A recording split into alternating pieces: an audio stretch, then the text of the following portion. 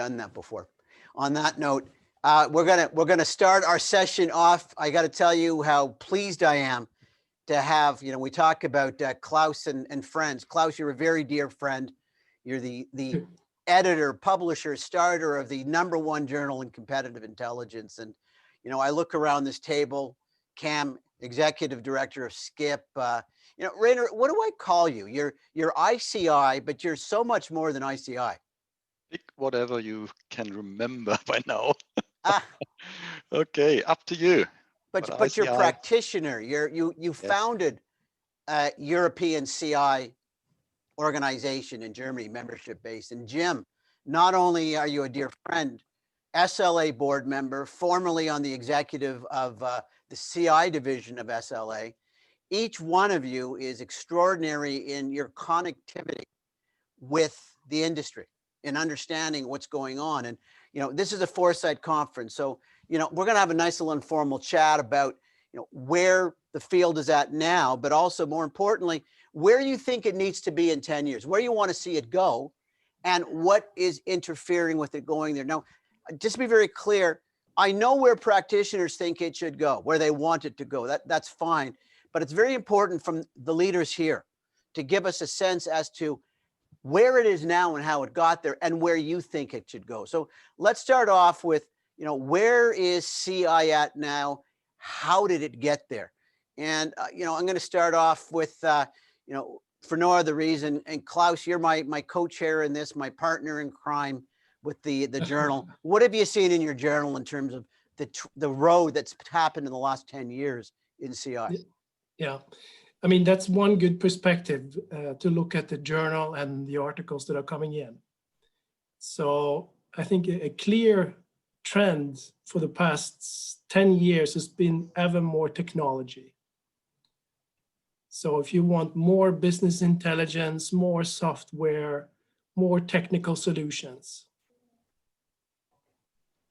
I think that's one clear trend. There are many other trends too. As you know, there are new terms popping up. I've been in this field now for 20 years, and I think that we've had about 20 terms used. Some of them are staying, some of them are getting weaker, some of them are disappearing. And if you look at competitive intelligence, we're getting fewer and fewer articles on that topic. One of the new areas we're getting a lot of articles on is collective intelligence. Just to give you an example. We also see broadly the exchange of intelligence for insights. Jonathan, we're working with SAP on a case study, and it's only insights. There is no intelligence, but it's basically the same thing. So I would say those are some of the broad changes. Then we can go into details also. Okay, so you're saying over the last 10 years, we've broadened the term, or more have jumped in, and you're saying technology's become a bigger thing. And again, Klaus once again is a unique perspective because we're sending articles to him based on what we think CI is. Let's go to the absolute opposite extreme, over to Cam, from the academic to everybody. Yeah, no, thanks, Jonathan.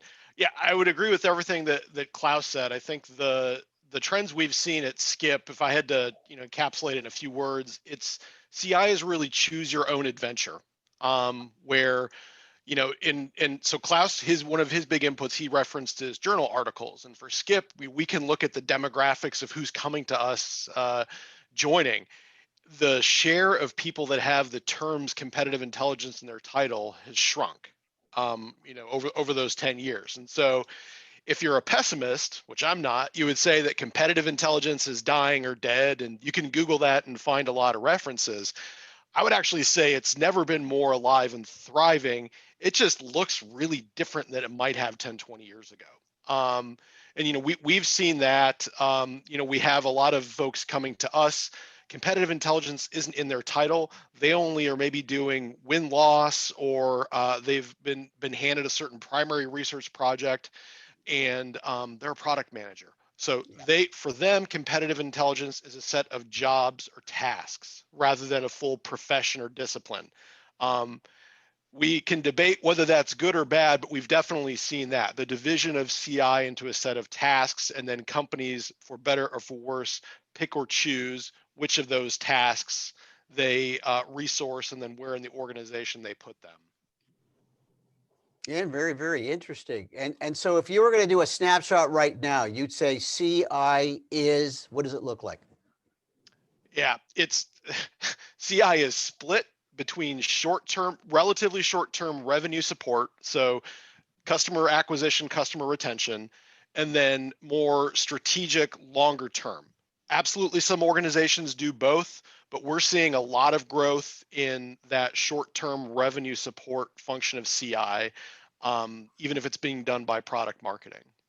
Interesting. And Jim, you're also as SLA, and then we'll go to Rainer. What are you seeing? Because you're also CI and you're SLA, Special Library Association, and practitioner.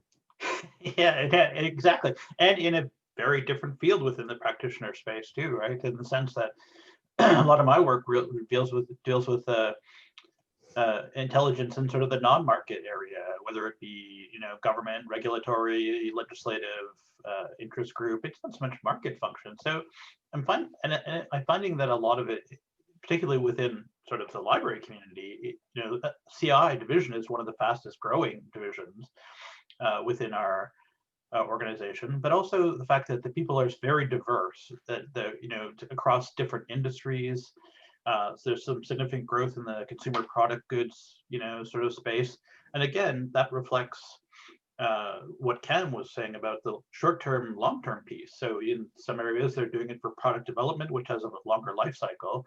And in some areas and industries, they're doing it more for the business development access. So a lot of people that worked in law libraries doing sort of legal case research are now using CI tools to do business development work. So, I mean, the where it's happening is growing. And I think, you know, as you know, Cam also referenced, the sense of it's, you don't have CI in the title, but you're using the skills and the methodologies to do the work. But interesting, Jim, and we'll go more into this in a minute after, you know, Rainer gets in. If I had talked to you 10 years ago, both you and Cam would have been saying, we're about watching what the competitors are doing. We're about competitor profiling. And both of you are very clear, product development, customer acquisition. This is again back to the broadening.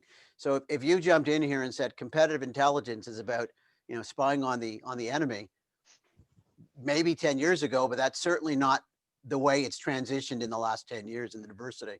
And you're both also talking about a tool set as opposed to a job classification. When can it be neat to push into that? Rainer, you have been around this field, I think, longer than pretty much anybody in this call, potentially. Whoa, now we're getting a bit indiscreet. I'm being Careful, mean, man. I'm being careful. Well, I'm the dinosaur, understood. Yeah, interesting observation. I fully agree, of course. We all know Gartner's hype cycle curve with a big buzz. That's done. 1990s, actually, I guess, was at peak. Klaus, if you sort of refer to a term, usage of citations, references, call it market, call it competitive intelligence, call it insight. I don't care, but it's true. The hype's over, which, as we all know from Gartner's hype cycle curve theory, isn't a bad thing. It just means we're getting more serious. It becomes more fundamental in a way. And yes, Cam, I agree, it's still not a profession, which is interesting because we all know our dear friends, right? Like Craig Fleischer, they published articles 25 years ago, and we could just read them aloud now, and it hits head on. I mean, you're still not there. Why? That's an interesting question. I wish I had an answer to that. Well, I have some ideas at least about it. But to cut it short, where are we? Yep, getting serious is a good term.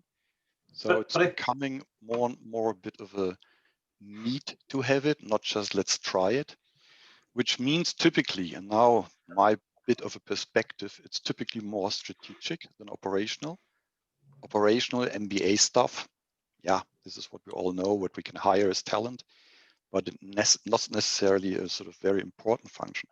The second observation, I mean, come on, we're all sitting in the same same kind of misery with our discontinuity coming in every 10 years, I guess. Yeah, we as a discipline, we follow business. If they are flourishing, we can flourish, membership will increase, money's there. If it goes down the drain, if companies are paralyzed by whatever external impacts, of course, we all suffer, which is a pity. It should be just opposite, right? We should be growing when they have a bad time because we have more need for it. But no, let's admit we're still not there. We're not a profession. We're not like lawyers. We're not like medical stuff. We're just a kind of, yeah, if we can afford, we hire. But if not, and this is where we are right now, what will happen then? So my opening statement, it's a bit of a, well, yeah, gray zone-ish in between, neither very good news, neither very bad news. But I think it's a good idea now to really establish the field further and come to some kind of profession. Here we indeed, and Klaus, you already opened sort of the stage for ideas of which kind of topics or kind of content should go into our terms rather than we pick whatever is kind of commodity, what others do as well. And then we claim, okay, we invented it. Not too credible. So here's research. Here's an agenda, I guess, that we need to develop. Rainer, you know, you and Klaus, apart from being friends, it's an interesting position because Klaus says, here are the articles I've gotten. So if you want to know what's happened in the last 10 years, I'll tell you, he says, and he put into the chat box a nice article that summarizes that. Rainer, you've had the conference for a long time. It's the same thing. It's what have people submitted. It's not always you inviting in, it's people submit. So you've also seen a transition in what people are putting into your conference and transitions into what clients are asking for. Lead us through what that 10 years has looked like. Is it the same as Klaus, change in terminology? Yeah, I mean, technology? That's a bit more semantic. I mean, fully agreed. There's a change. It's like a fashion thing, I guess. So people don't like the intelligence word. I can understand that. It's a bit of a birth defect, to be honest. So I wouldn't use it if I not somehow attracted by that in my early days, I guess. No, but yeah, it's typically, I mean, our conference is very much down to earth practitioner driven. So we want to learn how others do it. Yeah. We want to learn by case studies. We want to see big names on the stage with all the money and talent, I guess, in their HR pool. And well, maybe I can learn from them. I think that's quite a 50% of a motivation for people to join the conference, to submit cases, to network, to talk to the outside world, not just their own ivory tower kind of lonely CI star existence that we all know. And the other 50% is simply hunting for nuggets, new stuff. Okay. How can I apply? And that's true. Software, automation of, is there a kind of AI tool that will, well, either give me a good or a hard time? Yes, this is why people go to conferences. They expect something like the hot stuff coming down the alleys and sort of make them learn and react. That's my take on that. Very, very interesting. So that takes us to where we've gotten to. And I like what you say, it's neither good news nor bad news. It's bad news if you want to use the term CI in your title. It's good news if you want to talk about CI as a practice. So Cam, you know, can you start us on this discussion about where you would like to see? And again, this is the foresight versus CI, just for those that tune in that are from CI. CI tends to be inside out. We say, here's the strategy we want. We have a lot of techniques to look forward and look at the probability we're heading in that direction. Foresight tends to be more outside in. We say, what's the vision that we'd like for the future? How are we going to get there? So there's very much an ability to say that we can create elements of that destiny. So Cam, we're going to start with you on, you know, where would you like to see CI in the next 10 years, in 10 years? Yeah, so digital transformation is one of those buzz phrases that I feel like you want to play a drinking game, you know, and grab a beer every time you hear it. It is overused, but the reality is it's changing all of our lives. That doesn't mean that you know, we're going to be, you know, flying in flying cars 2 years from now, or that we'll never leave the house and we'll only talk to holograms, but it is changing our lives, and it's also changing companies' growth agendas. And so one thing that our community of people, whether they think of themselves as CI professionals or not, one of the things that they're really, really, really good at is distilling a ton of information, separating noise from signal, and focusing on the so what. And I would say that this has never been a better time for that skill set. The challenge is, even if you're a medium or small company, you can't just have one person that knows how to do that, because growth is getting harder. You know, the whole concept of competitor that we thought of 30 years ago is obsolete. You know, now in ecosystems, it's, you know, it's not a supply chain, it's a supply ecosystem. You can have a joint venture partner who's also a customer, who's also a supplier and a competitor. So with that, this is a lot of noise for companies to start to declutter.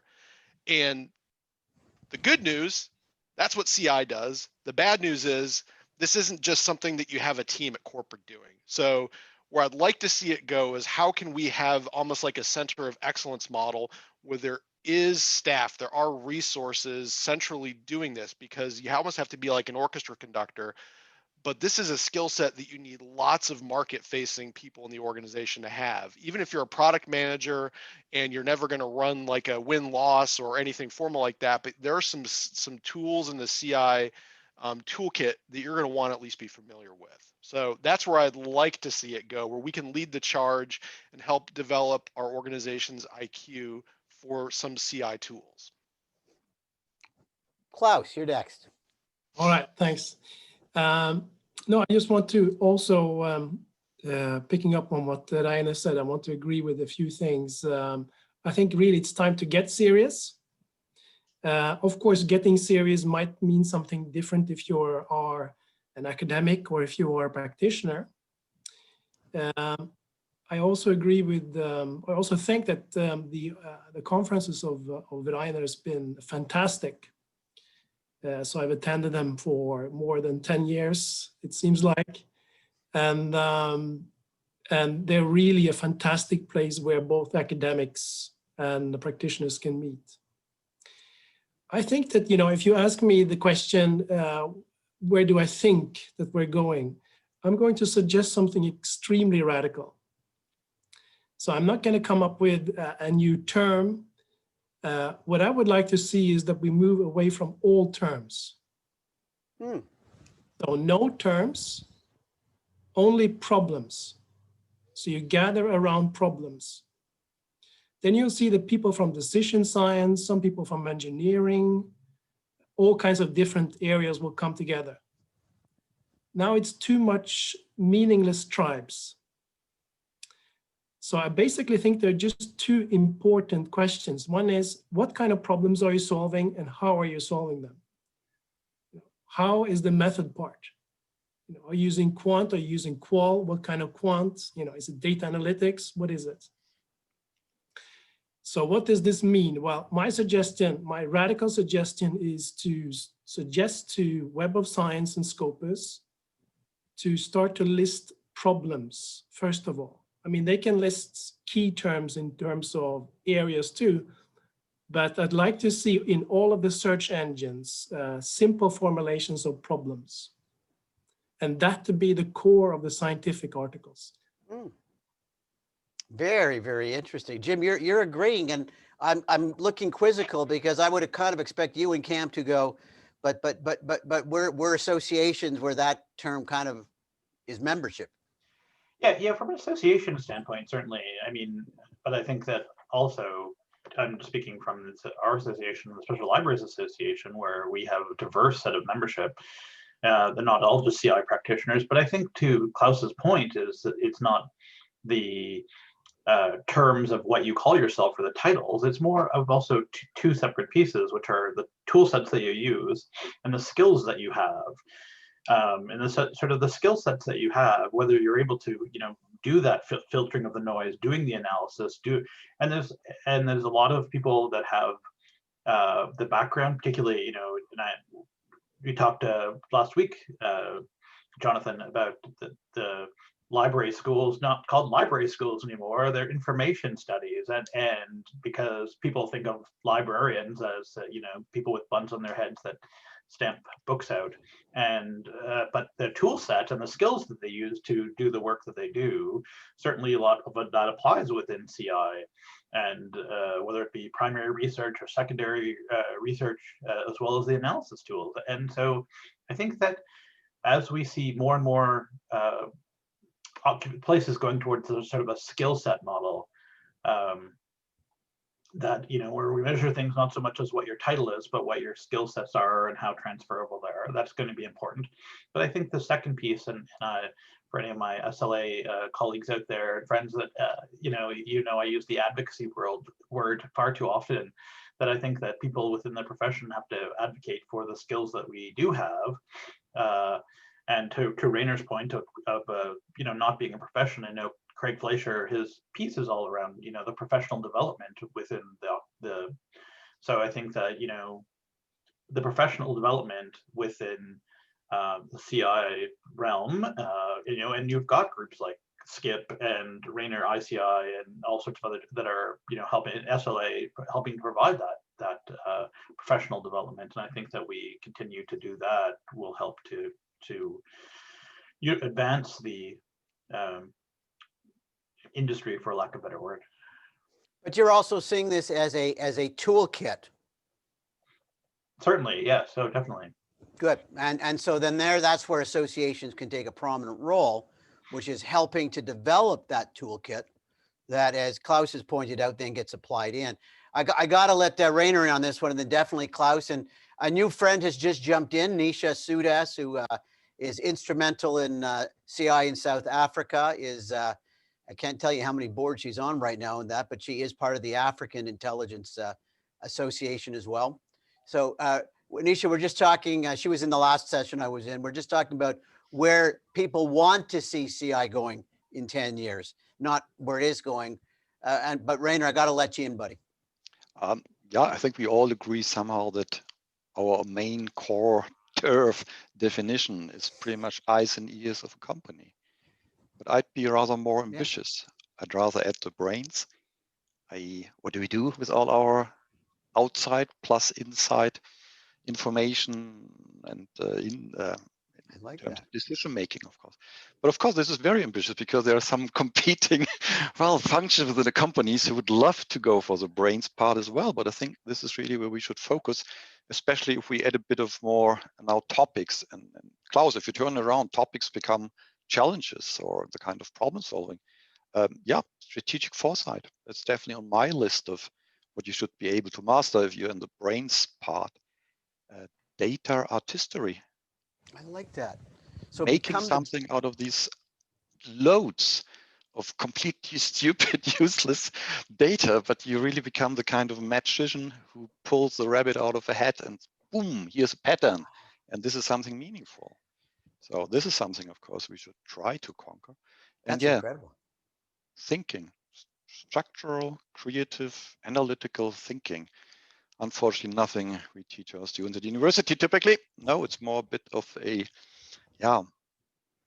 mental model, I guess, lateral thinking out of the box. We all know these buzzwords.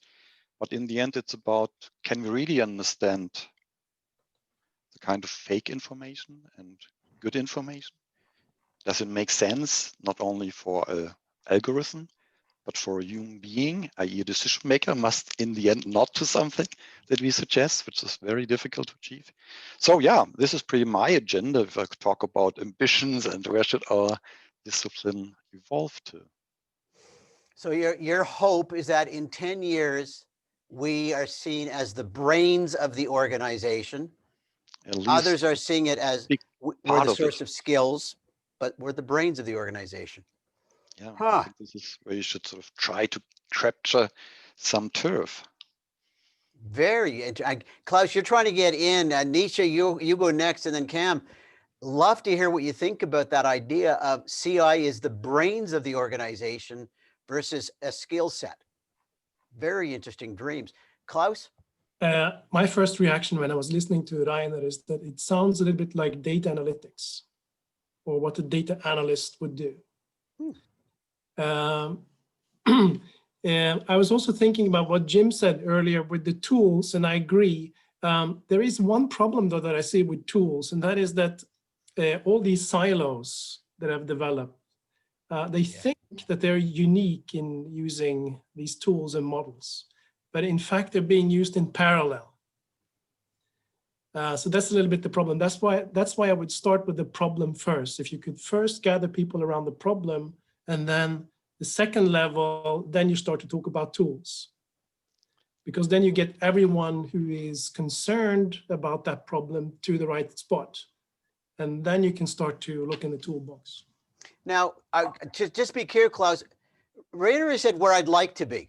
We don't know whether it's possible. We'll talk about that. Are you saying this is where you'd like it to be? Or are you saying this is the best we can do? No, I was just saying that I think what Rainer is talking about is more data analytics. Not necessarily, Klaus. Not necessarily, okay. Data artistry was the term I used, as in being a connoisseur, being really able to understand, judge, assess data, but not the guy who programs in the end, not the guy who sort of feeds the machine. Whoever is not as our speakers here should be on mute and without their cameras on. I think we have somebody interfering. Yeah, we got. It's okay. She closed down. That's the danger when people come in, but not a problem. Yeah, it's not analytics. Nisha, you're hearing what's going on, and then we're going to have Cam comment on this. You know, no one has been involved in CI in this group. You know, this is the lengthy group, and Nisha, I did your the recommendation for that promotion thing. Klaus, you were involved. We know your CV. You are very experienced and knowledgeable in CI. Where would you like to see it in 10 years? Well, I quite like to say that we be the brains, because I always thought I was the brains of anything, but you know, that's just me.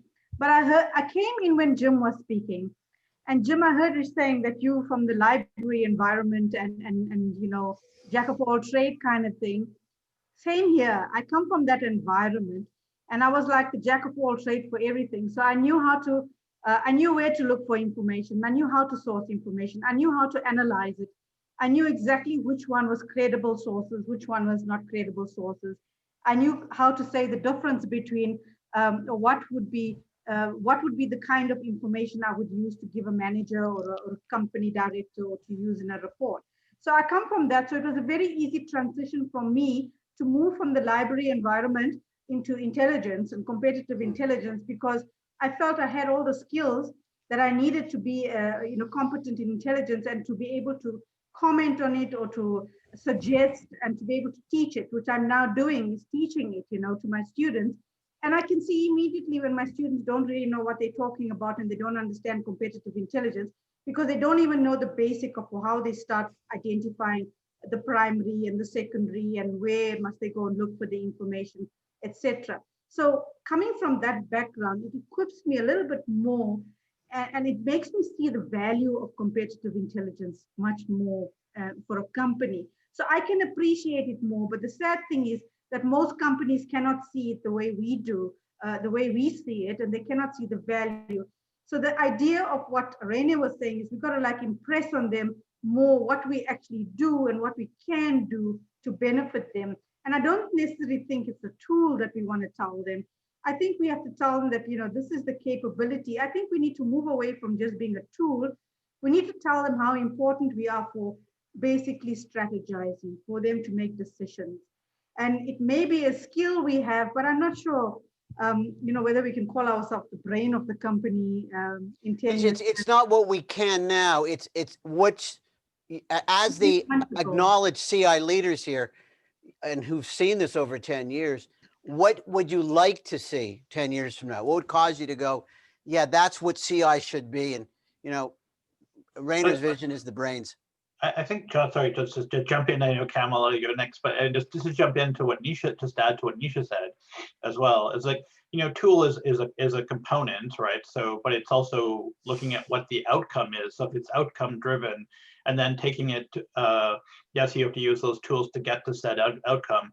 But I think would like to see it being utilized in various sectors. I mean, my previous career has been in politics, but I used sort of CI and the library piece to actually be able to find, you know, where's the information, where's the money, where's the connect all the stakeholders and the government people, and was able to utilize that to say, well, my plan is going to get you X number of, you know, funding for your organization versus someone who would take a different tact or use a different tool set. So I don't think tool is the actual end. It's just one component of it, but it's just applying those across different sectors as well. But that's why I go 10 years. Like, we all know how effective these tools are for understanding customers, competitors, as we started at the beginning. Jim, you're right. You've used this to identify candidates for the political party.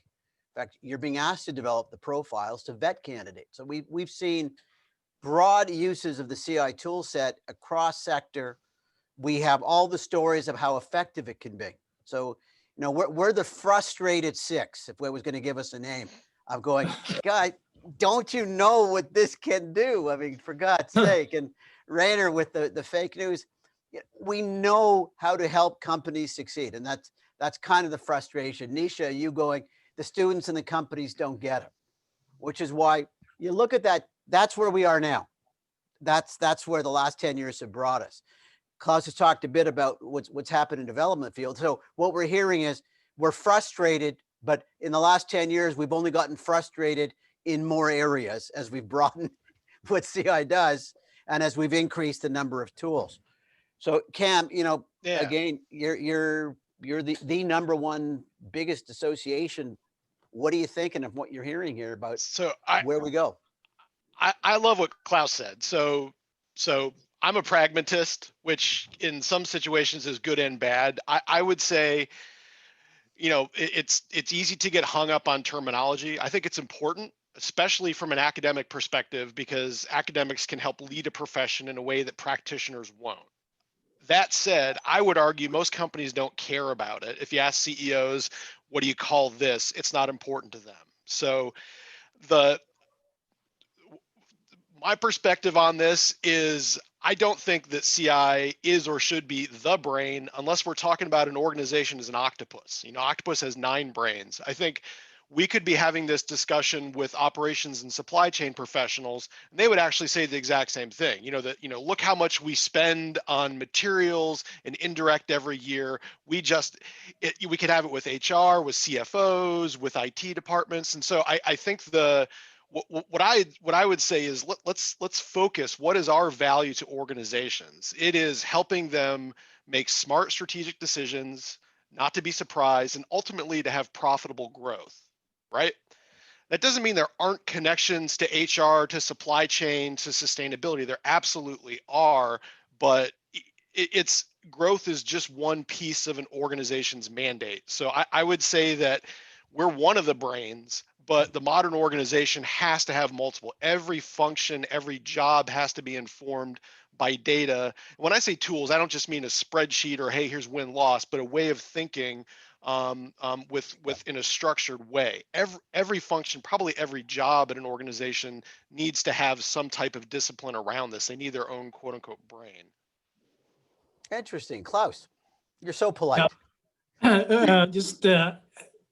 You know, I'd like people to get interested, you know, passionate about problems, not about flags. You know, I think the last 20 years we've gotten too passionate about the flags and not enough about the problem.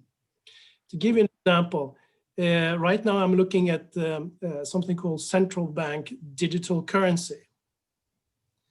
Now there is a risk, this is just an example, there is a risk that our current financial system will collapse. That's an interesting problem, isn't it? So if it collapses tomorrow, if the US Federal Reserve goes out, offers its T-bonds to pay off its debt, and there is no buyers outside of the door. There are no Japanese, no Chinese who want to buy the T-bonds. What happens then? Then there is a real risk that the fiat currency system that we're currently in, where Sweden is also a part, will collapse. So Sweden is one of the countries who've come the furthest in developing what we call the e-krona. We're taking this extremely, extremely serious. That's just an example. And there's a lot of people working on that problem, and they're very, very passionate.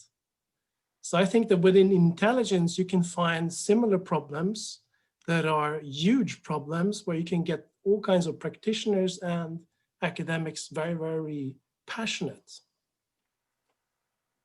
Very interesting.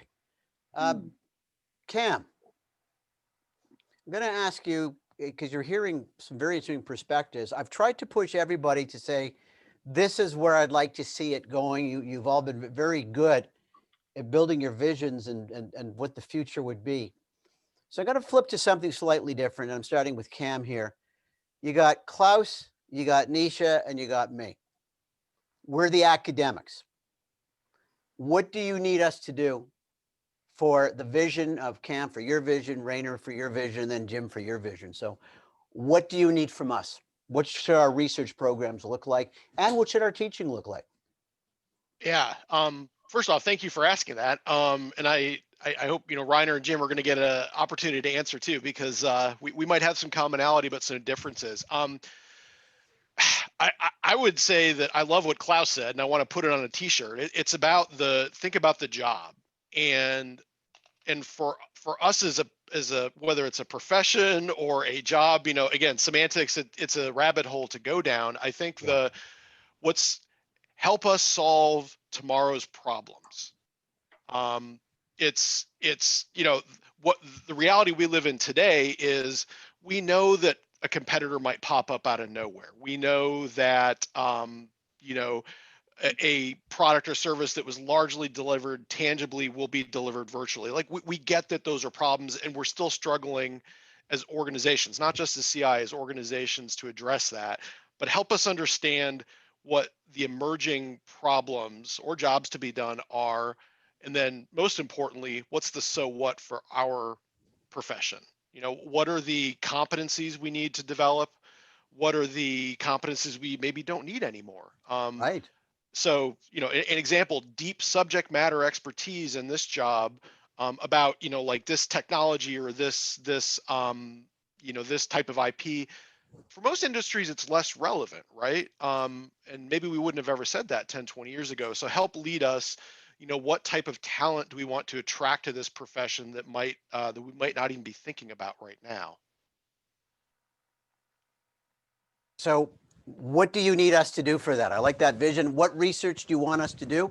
Because Klaus and I will try to write this one up, I think, for the journal. And what teaching do you want us to do? So let's break that into the research. What do you want to tell the CI academics? Not that you're going to fund it, but of course, I'm writing you a check right now, Jonathan. Well, so it's, from a strategy and growth perspective, what are going to be the emerging challenges over the next 5 to 10 years? Okay. And then what are the intelligence challenges around that? And then from a skills and competency and probably process perspective, what do we need to, then you do like the matrix. It's the, what do you need to divest? What do you need to maintain? What do you need to expand, and acquire, et cetera? So where do we, where's the green light, the red light, the orange light? So you're seeing the academics as being a pretty neat little long-term view in the next 10 years, where are things going? And we can do studies like that and then overlay that's that what with would be CI. That's what would be helpful to me. So I'm sure there's the other side of the coin where we want to be helpful to the academic community, because this isn't a vacuum. We need to have symbiosis here. And Cam, I will ask Klaus and Nisha about that. Don't worry about that. Good, I know okay. They're going to have ideas. Good. So that's what you need out of us.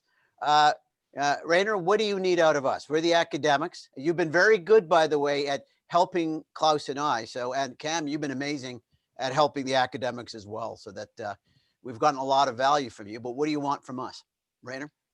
I think there are some sort of several pies we can sort of put our fingers into. Definitely one is about automation of our day-to-day operations as an CI operation. So this is exactly eyes and ears, and then how can we make more value out of what we spend anyhow?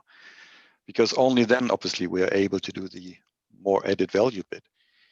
I typically found that we miss a lot in terms of chaotic strategies, i.e. how to survive in a marketplace that is more or less discontinued all over and over. Not a new idea, by the way. I think we all remember Competing on the Edge by Brown Eisenhardt, which was 1998. And I still love it. This was before the dot-com disaster. But hey, can you help us with some kind of strategy theorems? How could a company organize itself with all the functions and the other 7 brains, if it's an octopus? Or is it possible to go beyond the Potterian world of the kind of, try not to be everybody's darling, but sort of position yourself in a very static way? So I think there's a lot of theory missing, which is kind of hope for companies to engage with the dynamic strategies, which is of course part of our CI job, because only then, listen, we can really help companies to be more maneuverable, flexible. Very Hence, interesting. typically better to survive, right? So this would be my second sort of turf. And again, number 3, back to the roots. Train or provide trainings and sort of the theory behind thinking.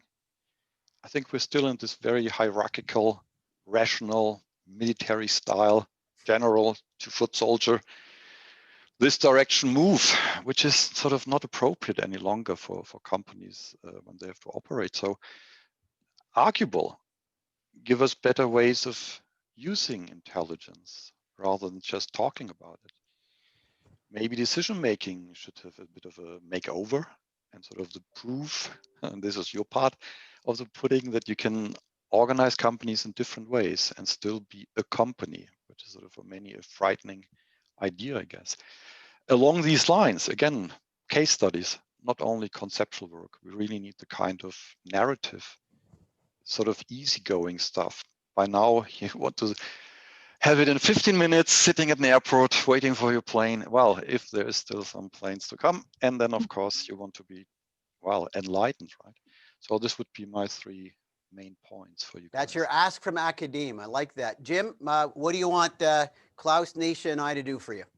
And don't forget, I'm going to make sure we have a few minutes to ask Cam and Jim and Rainer what we think they need to do as well. So I'll be quick then, because mine echoes to some of the other pieces that have already been put forth. I think professional development, in the sense of the theory and sort of strategy as to where it all fits together. So we move away from sort of the silos and actually combine various different pieces together, whether it be analytics, whether it be foresight, whether it be collective, so there, all these silos have to be broken down and make the connections. And the second piece that I would look at is also to, which might be unconventional, but I said move away from the technology concept, because I think you have a lot of people who have the fear of machinery and automation and AI taking over this stuff, and that they think that we can just use an AI program that is going to do all the work for you. But AI can't come up with the contextual or the from the problem solving standpoint, and that's a skill. That the problem solving piece is something that we're nowhere near with the technology. So I think that how we put the CI into this is an important within a contextual framework of what people are able to be capable of doing, I think is important as well. I like that. Thank you, Jim. It's what's great about this, and I'm going to go to Nisha and then to Klaus. Nisha, you and I just came from that, and I told them about the entrepreneurship globally, and that's what they were also asking academe to do, to work on that thinking, problem solving.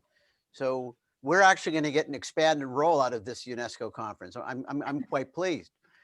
But I'm going to go to Klaus, because it's Klaus, Jonathan, and friends, and Klaus, what do you ask Jim and Rainer and Cam for? We're not going to say, no, we can't do that, because that's not the foresight approach. It's about, when you're hearing about what they're going to ask from us, and you think about where you want to see our field going in the next 10 years, how can, Cam as SCIP and Rainer as practitioner and as ICI, and Jim as practitioner and SLA, what can they do? How can they help us? Yeah, I was thinking about that. And first of all, what I think is that, us meeting like this is very sobering.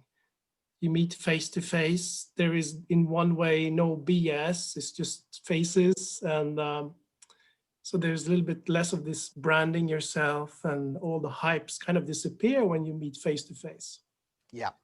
One of the wonderful things that I'm discovering, of course, with everyone else, is all the material that we can watch on the web, like on YouTube.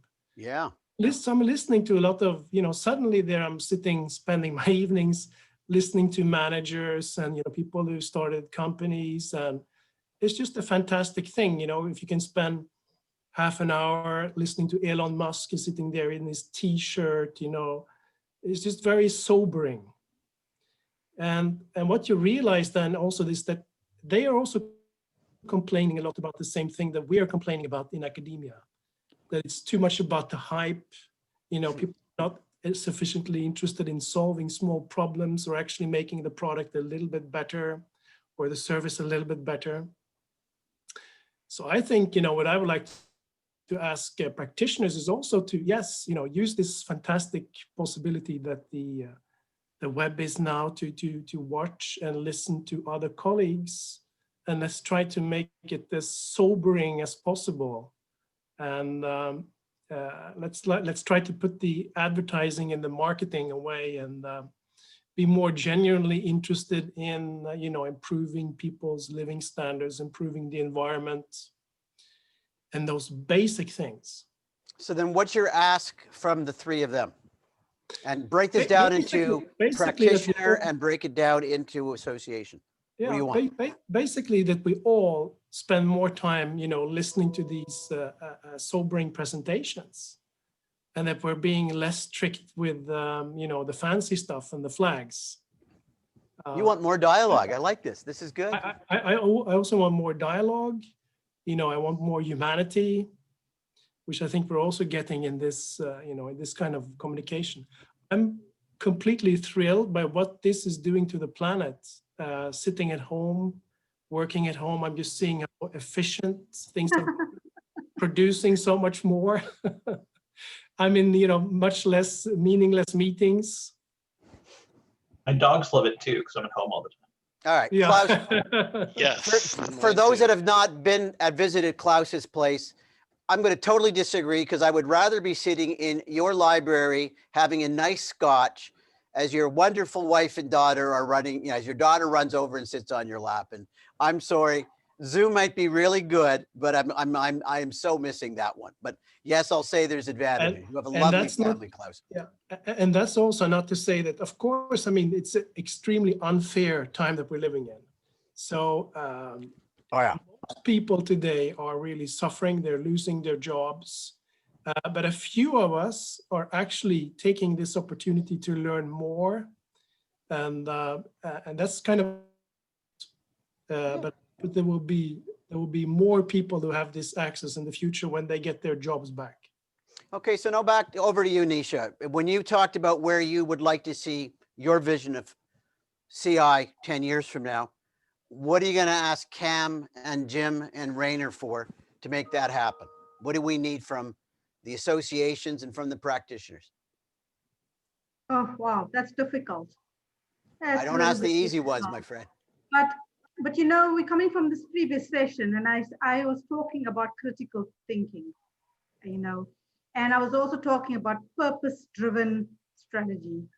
And we need to become purpose-driven for industries. We need to become something where industries see that we have a definite purpose and that we are able to provide that capacity.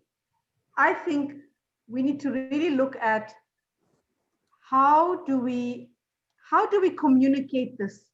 And that can come from the professional association. How do we communicate this to industry? That we can fill a gap that exists in industry. Because basically, as Cam said earlier on, we impact strategy, we impact decision making. And as we said, we don't want the company just to use technology, because we know they can go to Google or they can go and use all these technologies and deep dive tools, and they can find basically what they want. But it takes somebody who is critical and able to analyze it and be able to be analytical about, and to be able to find what we want, the intelligence that we want that is going to be used.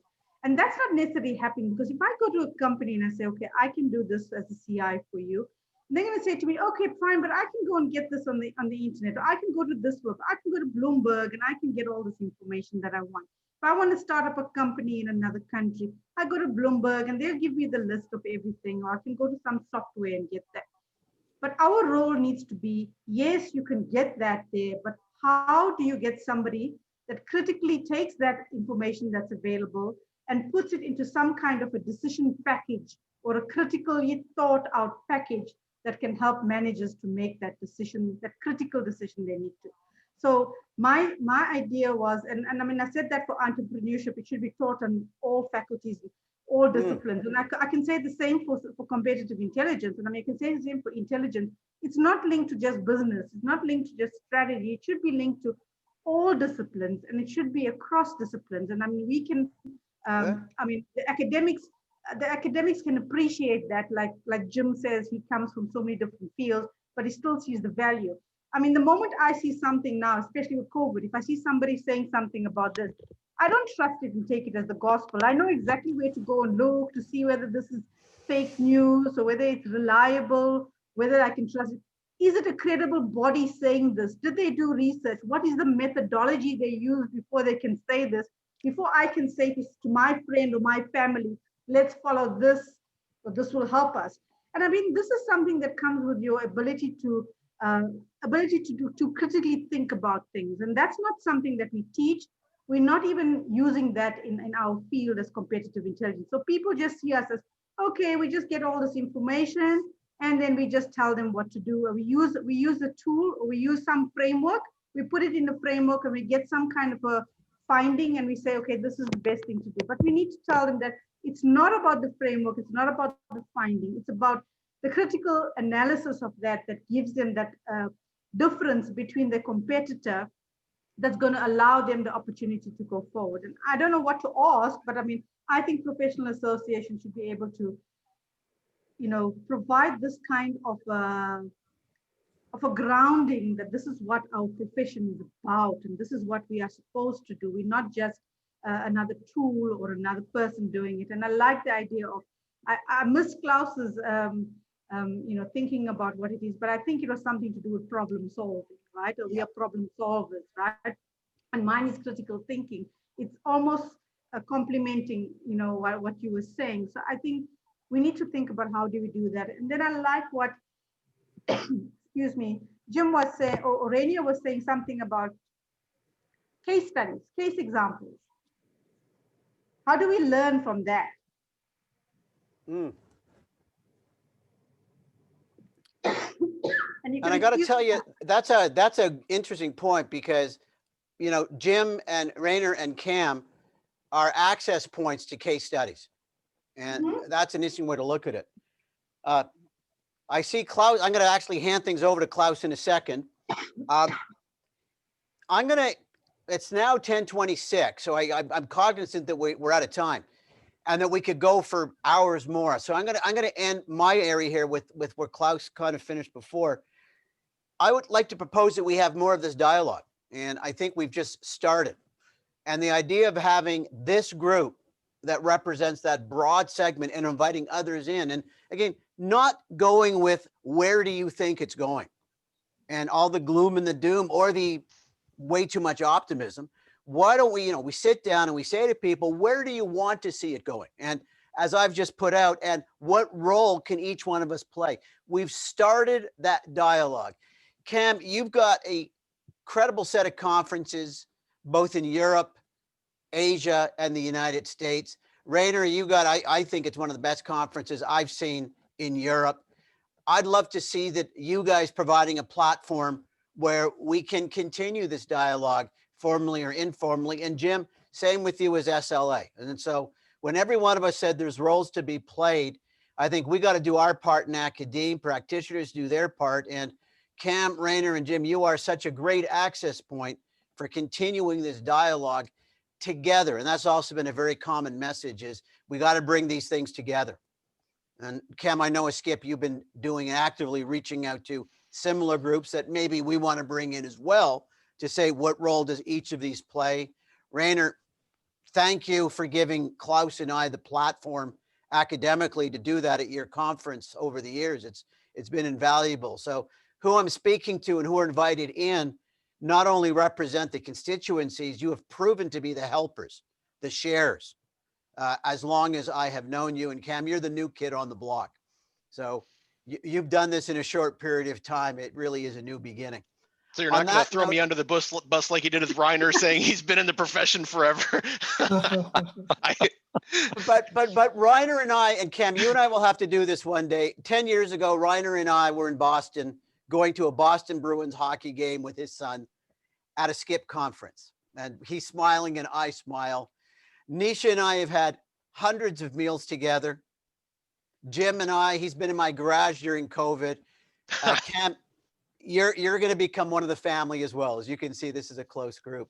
Sounds On that fantastic. note, Klaus, I'm going to hand it over to you. I'm going to have to leave, unfortunately, because I had that hard stop.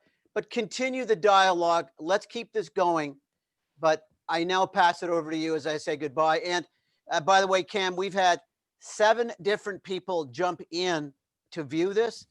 Nisha and I can tell you the last session we had, where we had a lot of speakers, had 2. So Congratulations for drawing really well. I'm sure each person was in a room with 1,000 people watching, right? Could be. We have no idea how much. Klaus, I'm making you the host, buddy. All right, thank you. I'm not going to keep you for too long. Just while I remember it though, Nisha, I want to thank you for something. It's been a long time now. Do you remember you gave me a t-shirt when I was at the University of Pretoria a generation ago? Yes. Because I didn't have money. I didn't have any money on me and I wanted this t-shirt and you bought it for me and I'm still wearing it. I'm so pleased. And I'm thinking about you every time I'm wearing it to the gym. And Cam, I think we talked on the phone when you just got the job in SCIP. Yeah, I think it was last summer. Yep. It was last summer, yes. We haven't exchanged t-shirts yet, so No. so I'm having beers with Rainer. You and I are trading t-shirts, so it's we got some good plans for when we can meet up in person. Yeah, and what I discovered also, that it's so much better to meet on video than on telephone. Yeah. Because you get to know each other. The communication is completely different when it's on video. Agreed. So I don't, and Jim, I have never met you. I hope that we meet in the future. Maybe I as well, I hope so. Yeah. Definitely. And Rainer, well, it's every year with Rainer. There's no escaping it. So I'm looking forward to that. No escape. Oh, that's a good point. Yeah, there's some kind of repetition in it, but yes, there's a routine as well, and routine helps typically to get things done. I agree. And the way I see it, of course, none of us are geniuses. We're just trying our best with what we're interested in. And that's the way also I see when I meet Rainer at the conference, his conference every year, is that we come there and we just try our best, right, to make it interesting for all the participants. And you did a good job, if I might add. Thank you. Yes. And I'd like to see, I haven't been to too many SCIP conferences, but I'm looking forward to that also. So, so let's love to host you. Thank you. It'd be our pleasure. So besides that, I don't have anything else to add. So do you have any questions? Can I make an observation? Yes, please, Nisha. Well, I actually agree with you. I think we need to do more of this. We need to talk like this more. We don't realize how much we have in common and how much we have to share. Cam, I know we speak, right? Because I'm part of the European conference, the summit that we are preparing. So we meet with Cam and the others. And I think it's a great thing that we can do that. But I'd like to see more merging. I'd like to see, Cam's conference our European summit merging or working closely with Rainier's conference and being able to use opportunities, or we did this and that conference, and then you got so many ideas, but you follow up on those ideas because we couldn't finish everything in one conference. In most cases, we never finish everything in one conference. We have such great ideas. But if you're having two conferences back to back or within a few months after each other, it might be the way going forward, especially now that we're meeting online. And ideally, we want to see each other in person. I'd love to come to Europe and see everybody in person. But, you know, I'm not sure if that's going to happen soon, but this might be the way of us bridging the gap so that we can actually do more with all the ideas. Because every conference that I've attended so far, be it a SCIP conference or be it Rainier's conference or any other conference, even SLA conference, there's always this abundance of ideas and abundance of thinking that we have immediately, and it's so fresh and everybody's so excited and there's so much of enthusiasm. But by the time we wait for the next conference that happens the next year, all that enthusiasm is lost. We need to find a way of capturing that enthusiasm and maybe capitalizing it at the next immediate conference. It doesn't necessarily have to be that same conference next year, but the next conference, because that's the only way we can get some momentum in going forward with what we want to do, whether we want to, you know, define ourselves as a new concept or define ourselves as a new thinking or whatever it is. That's the way it's going to happen, because we have too far, our meetings, our interactions are too far between each other for us to get that momentum going. That's my comment. Thank you, Nisha. Any more comments?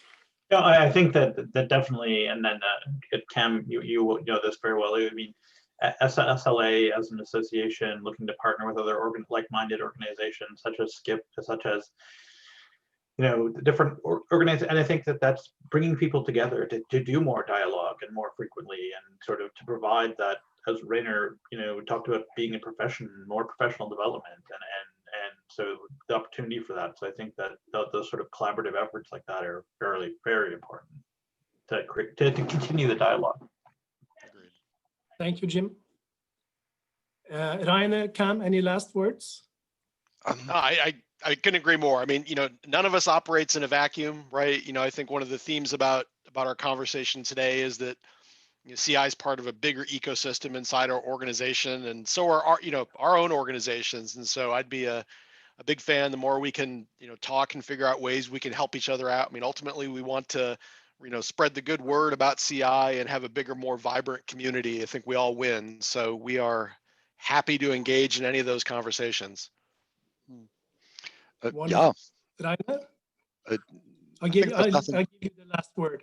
Oh, great. That's really the honor.